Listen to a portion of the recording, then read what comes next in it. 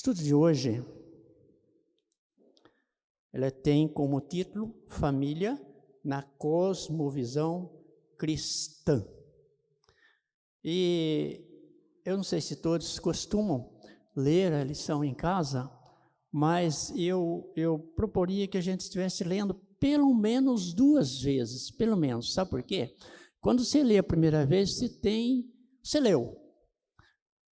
Aí quando você lê a segunda vez, você lembra que você já leu a primeira vez. É interessante isso, né?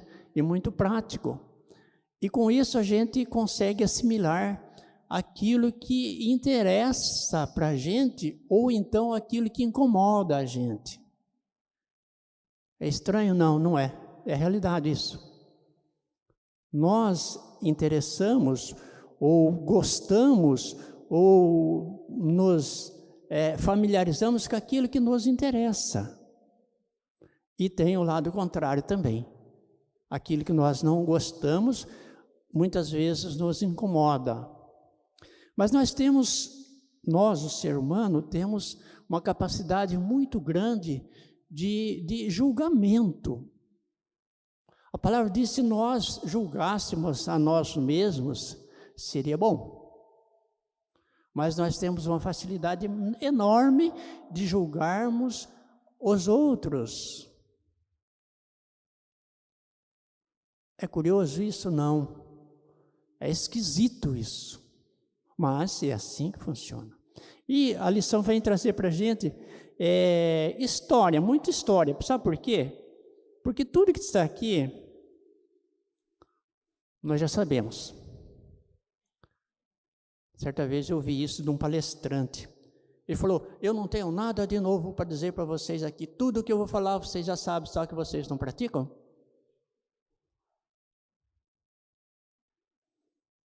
Tudo que nós ouvimos, nós já sabemos. Lá em Eclesiastes, logo no primeiro capítulo, se não me engano, fala que tudo que era já foi. Simplesmente se renovou ou tornou-se uma outra figura e assim por diante. E a lição vem falar para a gente alguns lugares que o conceito de família é diferente do nosso de hoje, ou seja, pior do que o que nós estamos vivendo hoje. Então, ao observarmos a palavra de Deus, eu tenho muita preocupação com aquilo que eu vou dizer. Sabe por quê? Porque eu posso falar um monte de coisas bonitas, agradáveis, mas na prática não ser nada disso que eu vivo. Às vezes as pessoas se desculpam. Não, eu não vou falar, porque se eu for falar, eu vou errar mais ainda. É só se cuidar. Eu não vou na igreja, porque a igreja está cheia de pecadores. Nossa, lá tem gente de todo tipo. Tem mesmo. Uma vez um pastor conhecido meu disse assim: a igreja é lugar de pecadores. Não é lugar de pessoas santas. Tanto é que Jesus já falou lá atrás: os sãos não precisam de médico, e sim os doentes. E nós precisamos da orientação da palavra de Deus e buscarmos isso na prática cada dia. Posso aprender tudo e não praticar nada. Então, esta é uma das preocupações que eu tenho. E a lição começa na sua introdução dizendo que a família é a célula-mãe da sociedade. Se a gente olhar para a sociedade hoje, o que nós podemos dizer? Eu diria que é um tanto vergonhoso. E se eu me dispusesse a seguir a palavra ao pé da letra e viver ela e vivenciar ela, eu iria mudar o mundo? Uma pergunta para cada um. Eu iria mudar um bairro? Eu mudaria uma cidade? É aqui que nós erramos. Sabe por quê? Porque se todo mundo está fazendo errado, ou mais ou menos, ou certo aos olhos delas, mas eu sei que a palavra está dizendo que não é assim, por que só eu vou fazer assim? O que vai adiantar? É isso que me pega. É isso que me pesa sempre. Porque se a família é a célula mãe da sociedade, e nós vivemos numa sociedade corrompida até o pescoço, alguma coisa está errada com a gente também. Se lá está muito errado, não está tendo jeito nem de se comentar, a gente também está assim, meio, como se costuma dizer, com a perna bamba, com a perna mole. Será? Uma pergunta que está zoando na minha cabeça. O que eu devo fazer? O que eu estou fazendo? Eu tenho mantido aquilo que eu aprendi. A lição vem falando de famílias onde os pais inculcavam nos filhos, ou devem fazer isso ainda hoje, o ensino de comportamento cristão, de comportamento de fé, de comportamento bíblico. Eu aprendi isso quando pequeno. A maior parte de nós que estamos aqui aprendemos isso quando pequeno. Por isso que lá Provérbios fala, ensina a criança no caminho que deve andar, e quando for velho, não se desviará dele. Não se desviará no sentido de saber. Agora, se vai praticar ou não vai, é outra história. É o que está acontecendo na nossa sociedade hoje. E eu procuro isso. Não falo com nenhum orgulho, mas eu procuro dar exemplo na minha vida. Eu costumo dizer que o exemplo da gente talvez fale mais alto do que as nossas próprias palavras. Tem gente que fala bonito. Você olha para o lado, não é nada daquilo que ele vive. Não é nada daquilo. A palavra de Deus é muito, como diz o irmão presbítero Neto, é muito clara quando fala de verdades que devem ser seguidas. É claro, nós que às vezes torcemos a verdade. Se a gente olhar, a lição vai dizer isso, contando da história do começo da família. Deus criou o homem e logo no começo era tudo perfeito, tudo bonito. Logo no começo o homem já deu uma mancada com a sua família, acusando a sua esposa de uma coisa que ele também fazia parte. Nós temos muita facilidade, por isso que eu disse no início, nós temos muita facilidade para ver, para julgar. Mesmo estando envolvido no contexto, nós temos essa facilidade. Por quê? Por que será? Porque nós desviamos os olhos da palavra de Deus. Porque nós falhamos na nossa comunhão com Deus. Parece que às vezes que nós não acreditamos, não. Finalzinho da mensagem do pastor, ele citou a oração Pai Nosso. Eu me lembrei de um caso que aconteceu comigo quando eu tinha, acho que uns 7 anos, mais ou menos. Meu pai pediu para mim prender um animal à noite, cerca de 100 metros onde ele estava. Eu falei, mas eu não vou sozinho, está escuro. Ele falou, não, pode ir que eu fico aqui olhando. Pensa bem, um menino com 7 anos, menos de 10, vai. O pai, eu vou ficar aqui olhando, você vai lá no posto, prender o animal, e eu fico aqui olhando. Pensaram nisso? E eu confiei no meu pai estava olhando. Isso quer dizer o que para mim? Que muitas vezes nós confiamos facilmente no homem. Se essa experiência minha fosse vívida com Deus, gente, eu já tinha sido arrebatado já. Eu já tinha sido arrebatado. Eu não estava mais aqui. Com certeza absoluta disso. Tanto que eu confiei. Pensa, volta lá, entra no meu lugar. O menino, você vai soltar o animal, você pode ir montado nele, chega lá, você abre a porteira, solta e volta. E eu fico aqui olhando. Olhando o quê, gente? E eu fui tranquilamente, voltei, tropeçando pelos obstáculos do caminho, mas estou aqui para contar isso. Como o quê? Experiência, gente, que vida que a gente deveria, deixa essa gente por minha conta, eu deveria viver dessa forma. Daí, com certeza, a minha família seria diferente, certeza absoluta disso. O meu testemunho seria diferente, não só para minha família em si, mas para as pessoas que estão do meu lado. Porque se for só para mim, eu podia viver a vida cristã lá em casa, mas não é isso que nós aprendemos, nós temos que viver em comunidade. Nós precisamos da comunhão, nós precisamos rever os irmãos no domingo de manhã, e isso é muito bom.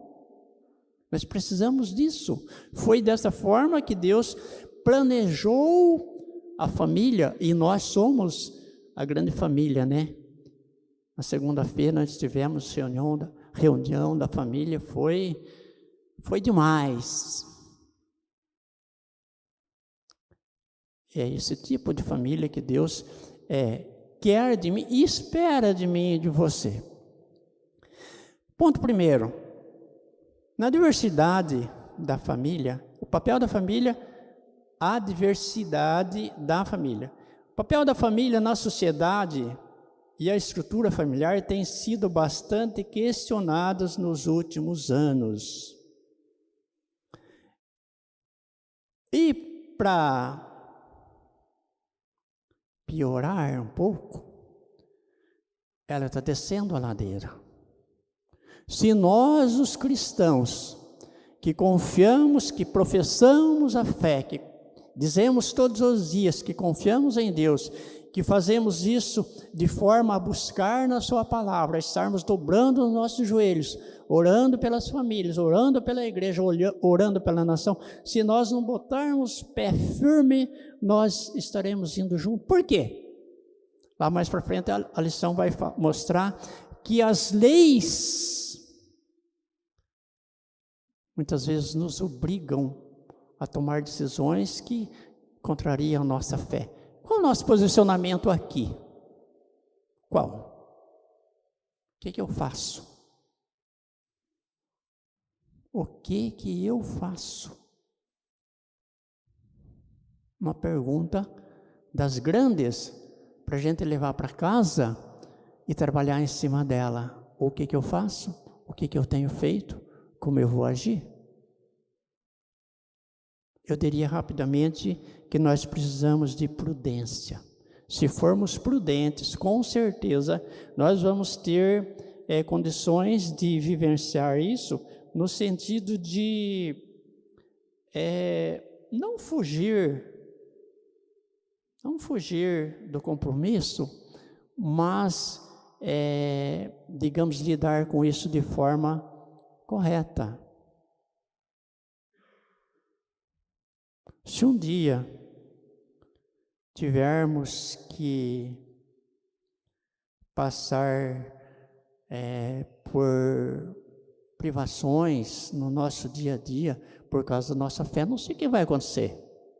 Não sei.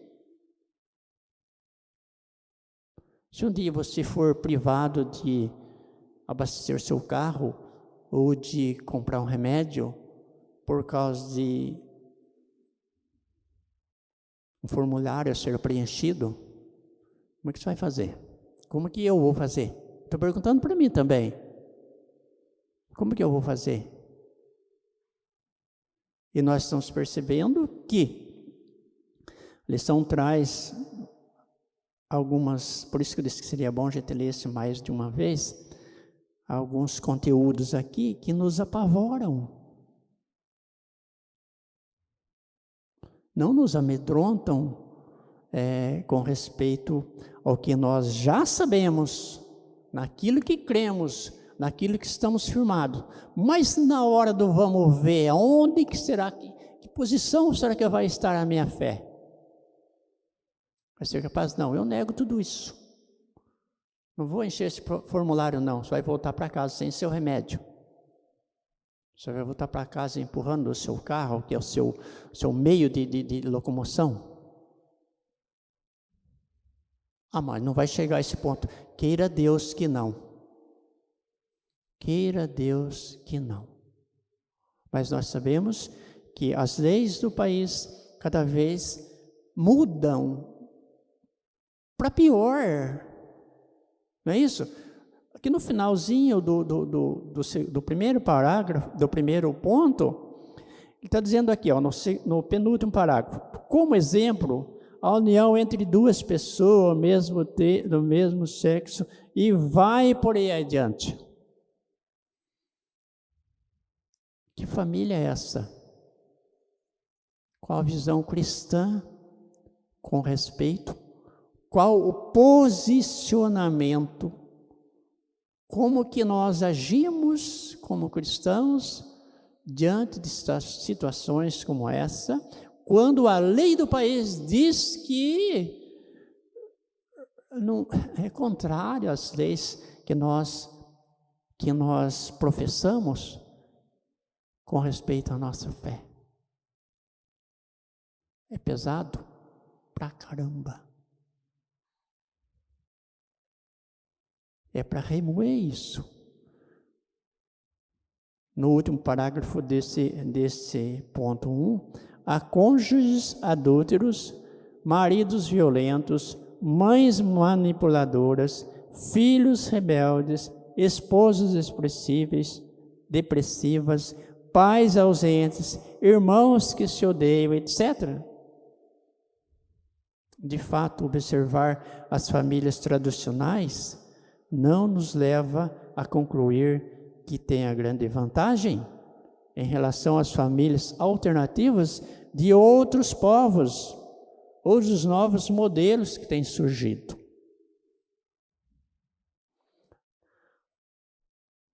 O pastor costuma dar tempo para alguém quiser falar no final, e eu vou fazer diferente hoje. Desculpa aí, pastor. Estamos terminando o primeiro ponto. Se alguém quer me ajudar, dar a sua participação, colaboração. Se não, vamos para o segundo ponto. Um padrão em meio ao caos. Padrão de família que nós vemos até aqui está em meio ao caos. E a preocupação que nós temos, que será dos nossos netos, que será da minha bisneta, acho que só eu que tenho, a dona Tereza também tem, da minha bisneta.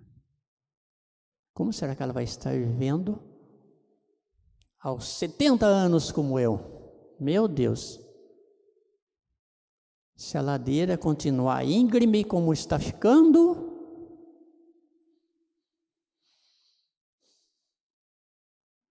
é para pensar. Não é para pôr a mão na cabeça, não. É para pôr a mão no coração mesmo. A Nathalie quer participar. Quem tem um microfone?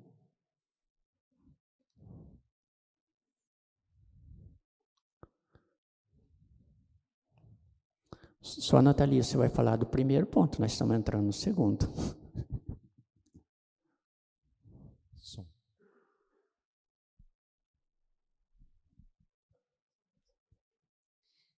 Como o senhor falou aqui no finalzinho do tópico, todas, de fato, observar as famílias tradicionais não nos leva a concluir que tem grande vantagem em relação às famílias alternativas de outros povos.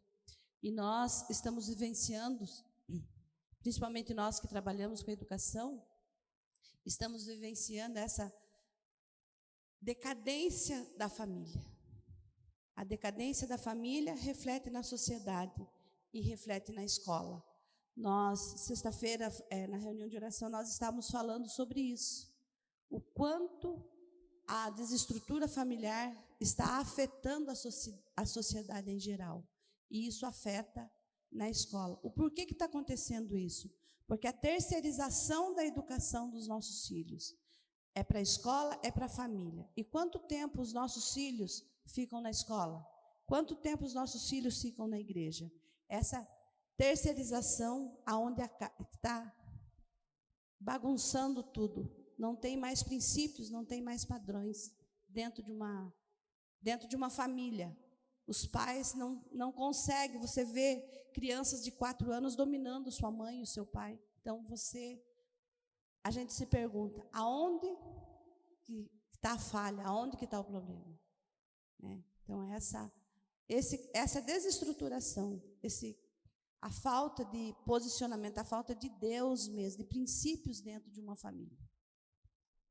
Olhando para essa situação, a gente sabe que algum tempo atrás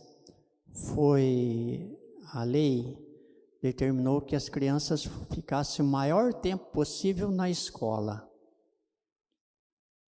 Isso quer dizer menor tempo possível com os pais. Depois veio a lei da palmada, não pode dar mais uma palmada no filho, porque se o filho falar para alguém que ele levou uma palmada, aquele alguém pode te chamar a polícia para você vai ter um problemão para ser resolvido. Hoje, as crianças começam a ir para a escola aos 6 meses, é isso? 4 meses. A Fabiana trabalha numa escola que os pais levam a criança sonolenta para a escola, não acabou de acordar ainda. Fica o dia todo na escola, toma banho, almoça, janta e vai para casa.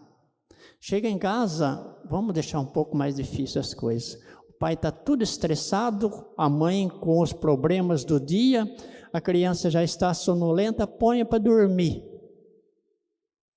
Aquele beijinho muito carinhoso no filhinho, durma bem, meu filho, Deus abençoe. Amanhã, cata aquilo correndo tudo, desculpe,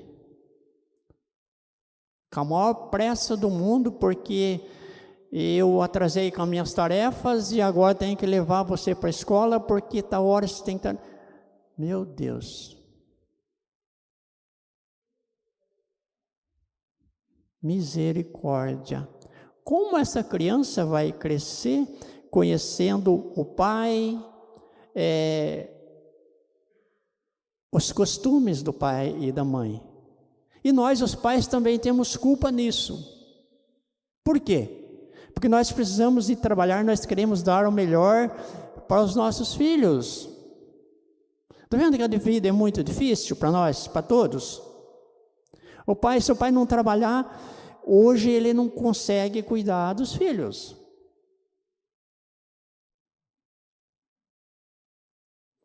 Então a situação, aquilo que eu disse, a ladeira está ficando cada vez mais íngreme. Só pela misericórdia de Deus e pela minha convivência com Deus, pela minha comunhão com Deus. Porque Deus dá da sua graça, a sua misericórdia sobre nós. Mas nós precisamos nos apropriar disso ou não?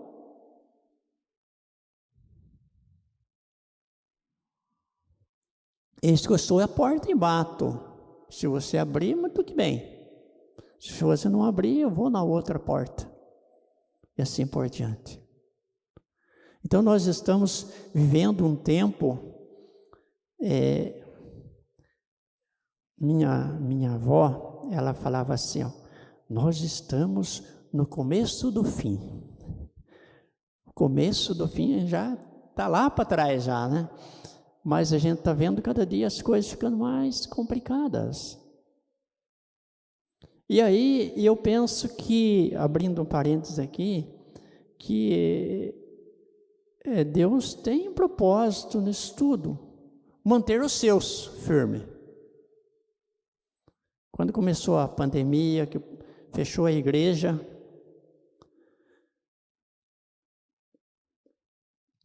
eu falei para o Senhor um dia,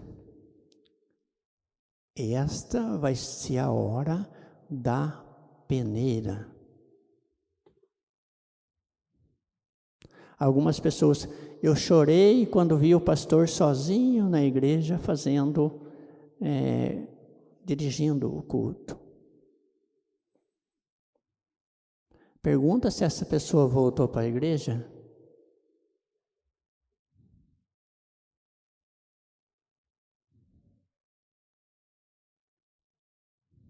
Acho que ele chorou pelo motivo do pastor, com certeza do pastor está lá.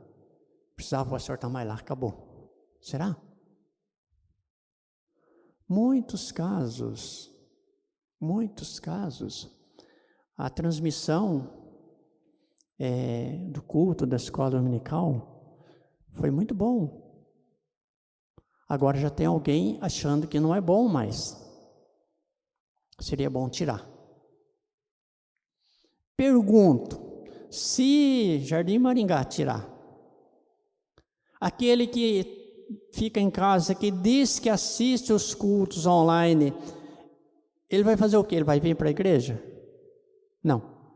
Ele vai continuar na mesma vida. Se todo mundo tirar, ele vai voltar para a igreja? Não, ele vai ficar cuidando da família dele, Joaquim. Pode ter certeza. Vai ficar lá cuidando da família dele. Pode ter certeza disso. Meu Deus, misericórdia, né, Joaquim? Misericórdia. Nós estamos vivendo, como dizia minha avó, no tempo do fim mesmo. Se pretendermos, voltamos aqui, enxergar a instituição familiar de uma cosmovisão cristã, não poderemos meramente ser tradicionais, teremos que ser o quê? Bíblicos. Qual será que tem sido a minha preocupação, a nossa preocupação nesse sentido? De estarmos buscando a orientação bíblica para conduzirmos a nossa vida, a vida da nossa família. Como tem sido o nosso viver diário em casa? Como tem sido? Eu com minha esposa, agora somos só nós dois, lá em casa, como tem sido?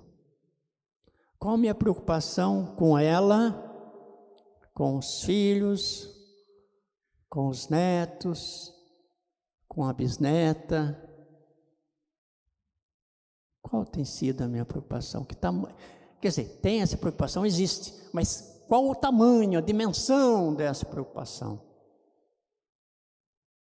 Eu chego a mostrar isso para eles? Será? Será que a Zenir percebe o quanto eu me preocupo com ela, com o bem-estar dela, com o dia dela, os meus filhos? Os meus filhos são, eu falo para eles que eu não tenho nora e nem genro, eu tenho filhos. Será que eles percebem que eu me preocupo com eles? Se eles não perceberem, é porque está faltando alguma coisinha, não está? É possível que está. É preciso que as pessoas, neste caso, percebam da nossa preocupação. Mesma coisa, maior família, a família da fé, a igreja. Nós preocupamos quando as pessoas que estão sempre conosco não estão vindo. Eu e a Zenir, a gente quase não falta nas reuniões de oração, principalmente. Outro dia nós fomos na casa da Dona Teresa estava lá no portão esperando. Falei, Dona Teresa está me esperando? Tô. Falei, então, Dona Teresa, podemos voltar para dentro, que nós já chegamos. Por quê? É uma amizade isso. Isso faz parte da nossa vida, nós preocuparmos com os nossos irmãos. Faz parte. E com respeito à nossa família. Será que a minha esposa, os meus filhos, os meus netos percebem que eu me preocupo com eles? Que eu estou interessado no bem deles? Será que eles sabem que eu oro por eles todos os dias? Será? Pode ser que sim, pode ser que não.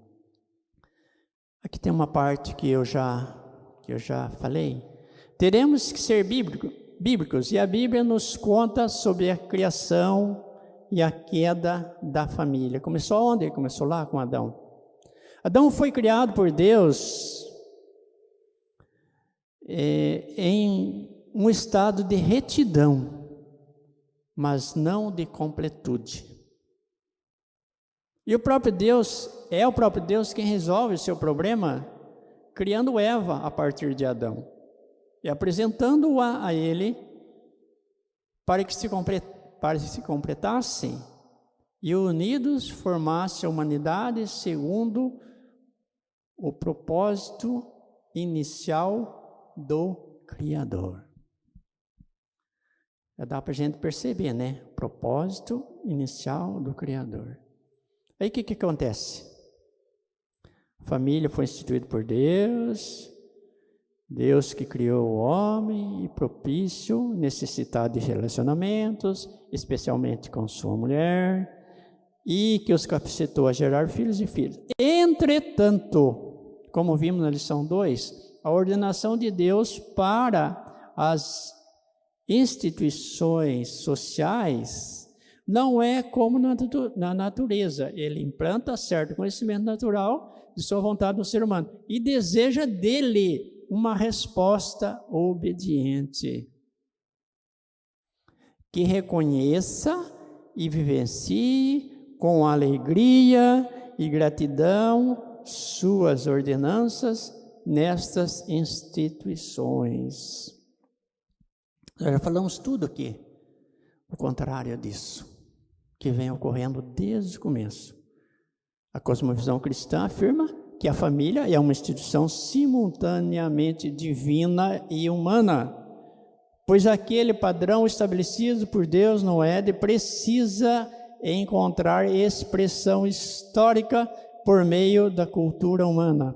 Essa dimensão humana da família significa que a instituição familiar poderá se manifestar em uma variedade enorme de formas, segundo a diversidade das culturas.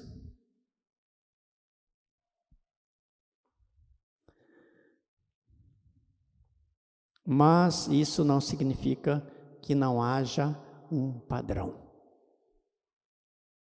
Diversidade nas culturas, mas isso não significa que não haja um padrão. Pelo contrário, cada modelo familiar será mais ou menos verdadeiro e bom conforme se assemelha ao modelo criacional. Essa colocação aqui ficou meio vaga, mais ou menos. Quer dizer, mais próxima e menos próxima daquele padrão criado por Deus. No nosso dia a dia, nós observamos cada dia acontecendo algo diferente na sociedade. Nossa, mas isso está acontecendo? Sim, está. Mas isso não poderia ser evitado? Sim, poderia. Mas quem seria o responsável por isso? Aí você encontra algumas pessoas que são instrumentos de Satanás e fala: Deus podia ter cuidado disso. Olha, Deus como Deus, ele podia ter cuidado disso, não deixar acontecer dessa forma. São pessoas que, de certa forma, põe defeito naquilo que Deus fez, que Deus criou. Deus criou e deu autoridade para o homem. Só que o homem abusa dessa autoridade, como está sendo hoje. Não vamos entrar no sentido político, mas nós sabemos o que está acontecendo. Por quê? Muitas vezes nós cometemos falhas tão inocentes. Por quê? Porque nós abusamos de certas situações. Porque nós deixamos de observar certas ordenanças. Gente, ordem, para que existe uma ordem? Para ser desobedecida, né? O homem foi criado à imagem e semelhança de Deus com sabedoria, com capacidade. Mesmo assim, muitas vezes nós jogamos isso fora, de certa forma. Não temos o devido cuidado com aquilo que Deus colocou em nós, sabedoria, racionalidade, capacidade e um montão de coisa. Disposição. Quantas pessoas têm preguiça de trabalhar, se o trabalho faz bem?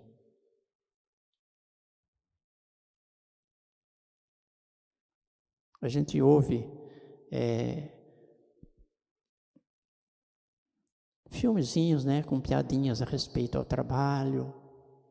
Eu vi ontem uma com respeito que anda de bicicleta. Quem anda de bicicleta não dá lucro para ninguém, não dá lucro para o país, não compra gasolina, não paga para consertar carro, não sei o que mais, não compra remédio e ele está afundando. Quer dizer, uma brincadeira? Uma brincadeira, mas tem dois sentidos essa brincadeira, na verdade. Faz bem. Depois ele fala do pedestre, que o pedestre ainda é pior ainda, que nem pista ele precisa. Por quê? O homem tem tanta capacidade, gente, nós somos capazes de muita coisa, mas usamos isso muitas vezes para o mal. Ou não aproveitamos daquilo que Deus coloca em nós, que é a capacidade de pensar, de criar, de cuidar, de sustentar as coisas.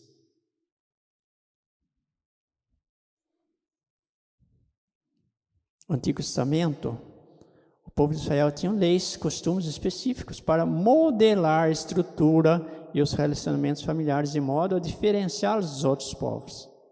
Havia leis para valorizar a família, a mulher, a fidelidade conjugal, o matrimônio, a autoridade paterna e a criação dos filhos.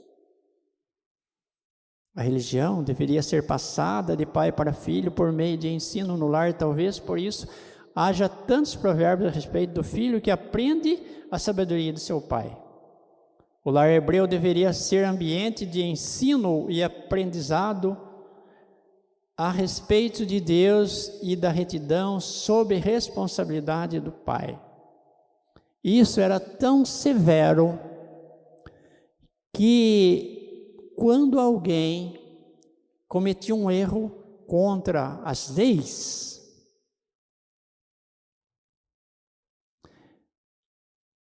quem que entregava essa pessoa? Quem que seria o primeiro a entregar essa pessoa para que a sociedade o executasse? Os pais. Esse meu filho não anda de conformidade com as leis.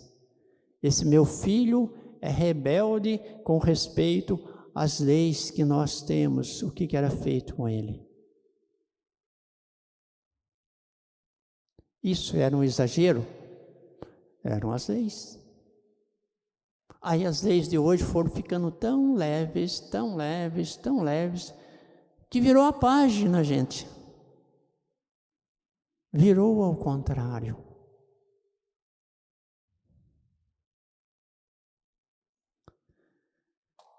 No Novo Testamento, com a Igreja de Cristo, pelo contrário, o papel do pai como cabeça do lar, o dever de fidelidade conjugal, a necessidade de instruir os filhos na fé, são elevados ao nível de serviço prestado a Deus. É interessante isso. Tarefa dos pais de conduzir o lar e os filhos é comparado a um serviço prestado a Deus. Mesmo em meio à permissiva sociedade romana acostumada com adultério, poligamia, divórcio, possivelmente com convertidos oriundos desses contextos familiares, Paulo estabelece claramente o padrão familiar cristão ao listar os requisitos para a liderança eclesiástica. Ele está falando lá, se você quer ser um diácono, se você quer ser um bispo, você tem que ter qualidades. E ele mostra lá o tanto de qualidades que esse indivíduo precisa. Ser esposo de uma só mulher, não ser maldizente, e não ser isso, não ser aquilo, não ser muito bebedor de vinho, um pouco pode, mas não muito, e assim por diante. Dar bom testemunho, cuidar bem da sua casa e assim por diante. Como portador da comunhão cristã, a igreja tem uma incumbência: profetizar ao mundo sobre o padrão divino para a família e as consequências de abandoná-lo. Nosso mundo precisa saber que deformar a base da sociedade significa desfigurá-la como um todo. Mesmo que a sociedade não pareça sofrer imediatamente as mudanças de mentalidade e jurídicas que têm tornado comum, primeiramente, as famílias monoparentais e agora as uniões. Eu queria pular essa palavra aqui. São mudanças estruturais da família. Terão efeitos corrosivos mais abrangentes no futuro. A igreja cumpre o papel profético,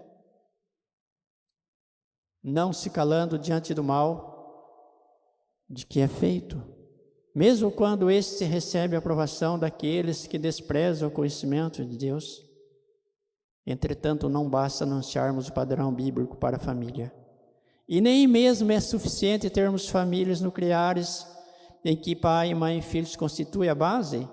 Os textos bíblicos acima nos mostram que precisamos ter famílias nas quais maridos investam tempo e afeto em sua esposa e filhos, gerando um ambiente de segurança e amor, em que as esposas se dediquem amorosamente ao marido e filhos com alegria, em que os filhos obedeçam aos seus pais sem rebeldia, mudança ou má vontade carnal, em que todos aprendam e ensinem uns aos outros de Deus e vivenciem a fé em Jesus Cristo. Ensinem uns aos outros.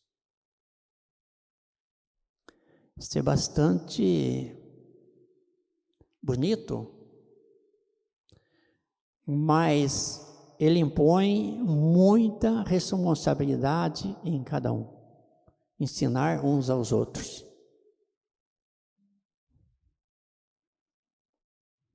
Dá uma recapitulada aí no computadorzinho. Ensinar uns aos outros. Nem perdoar uns aos outros, nós não somos tão habilitados, nós temos dificuldades. Amar uns aos outros, nós temos dificuldades. Ou não? Ou não temos? Ensinar uns aos outros. Quantas vezes nós somos abordados ou, de certa forma, surpreendidos com ensinos que, analisados, são ensinos falsos? São mentirosos? Por exemplo, se eu quero ensinar alguém da família ou fora dela aquilo que eu não vivo, é verdadeiro? É? Não, claro que não. Como que eu posso dizer para você que tomar água é bom e é importante se eu não faço isso? Os outros fazem e dizem que é. Como que eu posso dizer para você que caminhar 1 hora todo dia, das 6 às 7, das 5 às 6 é bom se eu não faço? Ah, mas os outros falam que fazem. Então não é experiência minha, são experiências dos outros. Agora leve isso para dentro da sua casa, para a sua família. Quantas vezes nós ouvimos piadinhas com respeito ao pastor, ao presbítero? O pastor, eu quero morar na igreja, porque lá na igreja o pastor é tão bonzinho. Quem já não ouviu essa piadinha? Lá em casa ele não é tão bom assim, igual aí na igreja. Ele é tão calmo, tão espiritual. Mas lá em casa ele não é tão assim. Quantas vezes nós deparamos com situações que nós olhamos para a pessoa e falamos assim, nossa, como será na casa dele? Se aqui na sociedade ele é difícil, ele é durão, é até meio grosseiro, igual eu sou. Como que é na casa dele? Nós fazemos essa pergunta. É uma boa pergunta? É uma pergunta sem graça? Não sei. Mas nós fazemos. Nos últimos anos, a legislação brasileira tem promovido um intervencionismo do Estado na esfera de atuação familiar. A família cristã deve se posicionar corajosamente contra as leis ímpias, porque nós dissemos lá no início, assim como os nossos antepassados na fé, que tiveram de testemunhar ante a perseguição. Já mencionados o divórcio que foi facilitado pela regulamentação da lei tal, do ano tal e assim por diante. No último parágrafo, outra lei de ingerência maligna na esfera da família, a lei da palmada. Eu não vou falar, e você não precisa me responder quem não, mas vocês se lembram quem foi que lançou essa lei e acabou sendo aprovada. Se não sabe, dá uma procurada, chama o Google, ele conta para você na hora quem foi o criador dessa lei. Como quem foi que criou as leis de os filhos ter tempo integral na escola. Vocês sabem também, se não sabe, o Google sabe. Pergunta a ele. Eu seria, sei lá o que, se eu falasse aqui. Quem foram os criadores dessa lei. Aprovada em 1900, olha, estou perto, 2011, que proibiu o uso de castigo físico pelos pais, conhecendo o ensino bíblico de que a disciplina corporal é parte integrante dos instrumentos pedagógicos que conduzem uma criança pelo caminho da sabedoria. Pais cristãos naturalmente se opõem a esta lei,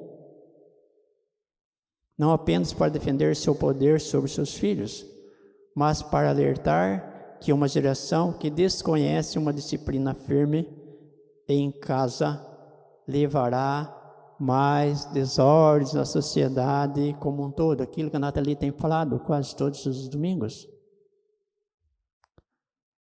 O Zenas, também que trabalha com a escola, sabe das dificuldades. E o que tem que fazer? Não dá para fazer muita coisa, né, Zenas? É possível se intervir em algumas situações, mas resolvê-las nem sempre.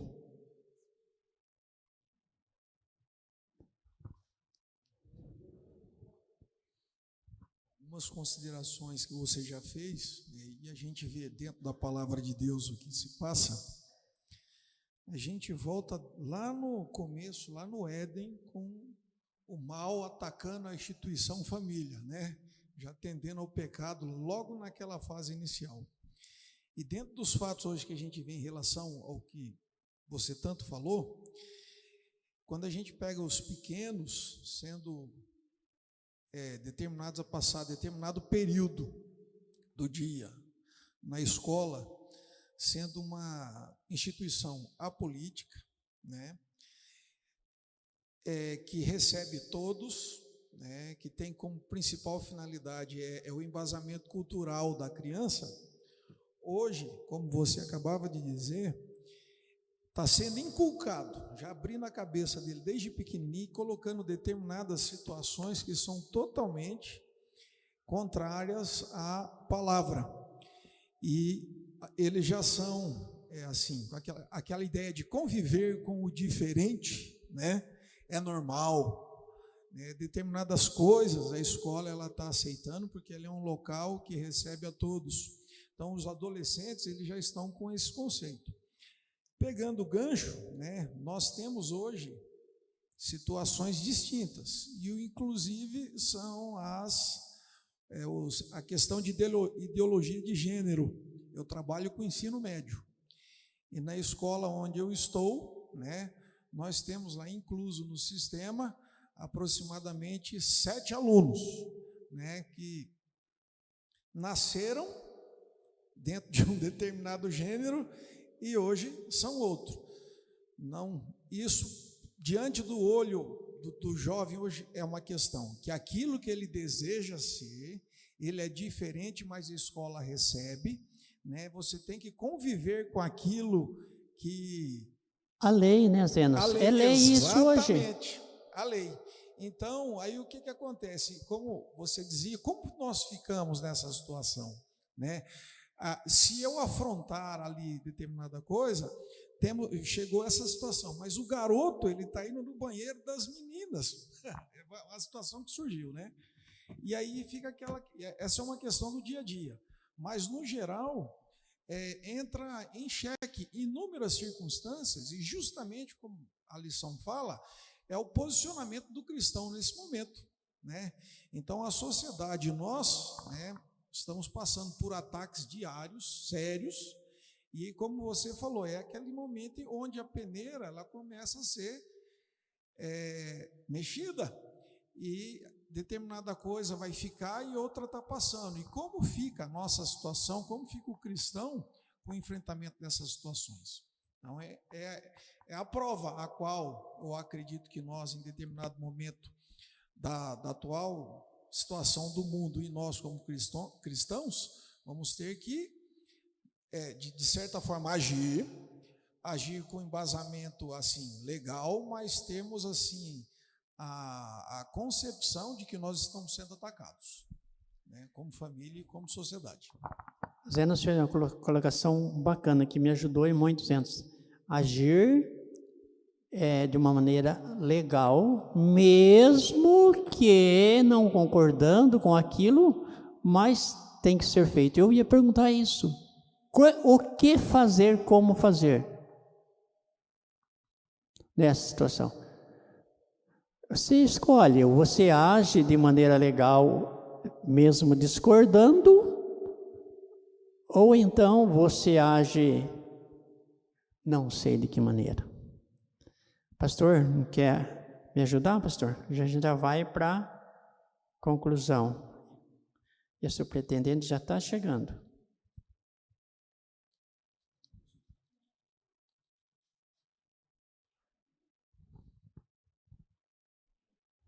Vou falar mais no finalzinho, mas o que eu ia falar, eu acho interessante como Deus escolhe, né, os temas. Parece que o pastor é tão organizado, né? Colocou o primeiro domingo que nós começamos a estudar lá o tema, família radical, aí uma lição da cosmovisão que fala sobre família, né?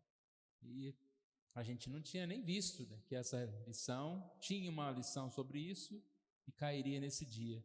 Então Deus assim vai nos abençoando, até na escolha dos temas, né?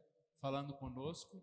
E é um tema que a gente precisa falar mais mesmo, é um tema atual, desafiador, e a gente não tem muitas respostas, né? Principalmente no meu caso, que vive fora desse contexto, né? Não sabe nem muitas vezes o que lidar, porque graças a Deus eu não tenho que lidar, né? Mas vocês têm que chamar a pessoa de ela, ele, ao contrário? Tem? Difícil, não? Muito difícil. Mas conclui aí, irmão. Eu acredito no seguinte, antes de a gente partir para a conclusão aqui, que se nós costumamos pedir a Deus orientação para que comportemos conforme a vontade dEle, conforme o projeto dEle para a minha vida, para a minha, para as suas vendas, se nós já oramos, nós temos que orar mais. Nós temos que clamar misericórdia mesmo, porque É a lei. Conclusão. A estrutura da família tem sido tão distorcida na história humana que pode parecer que não há padrão algum. Mas o modelo para a família deve ser buscado na Escritura Sagrada, não na diversidade cultural, nem nos modismos da época. Esses modelos são distorções da estrutura criacional da família, direcionando-a para longe do propósito do Criador de beneficiar a família humana maior. Tudo isso nós já dissemos. Porém, não basta rejeitar o divórcio, as chamadas uniões homoafetivas. Precisamos apresentar ao mundo a família bíblica, funcionando em amor e graça, para que o mundo seja impactado pela sabedoria de Deus refletida no lar. Aplicação: o texto básico da nossa lição trata dos papéis de cada membro da família cristã, em qual ou quais, como marido e pai, ou mesmo tempo, ou filhos e irmãos, por exemplo, papel que você se encaixa? Em quais aspectos você precisa progredir? Algum membro da família que você pode ajudar a entender melhor o seu próprio papel? Faça uma pesquisa a respeito do conceito de família que é adotado pela legislação brasileira atual. Discuta com os colegas quais pontos divergem e aniquilam o modelo bíblico. Que tal elaborar uma carta respeitosa, esclarecendo suas preocupações a algum membro legislativo? É interessante essa última colocação aqui. Certa vez eu estava vendo um videozinho do pastor Cláudio Duarte. Ele falava assim: o mundo precisa ser evangelizado. E vai ser evangelizado por quem? A igreja por nós. Ele falou: nós menos eu, né? Deu para entender? Nós menos eu. Então é fácil. Não, o pastor deve fazer assim, assim, assim, assado. Mas e eu estou fazendo a minha parte? Eu estou sendo um modelo de alguma forma? Que Deus nos abençoe e a gente possa levar essa preocupação e remoer ela lá em casa. Com certeza vai vir lições mais pesadas aí para frente.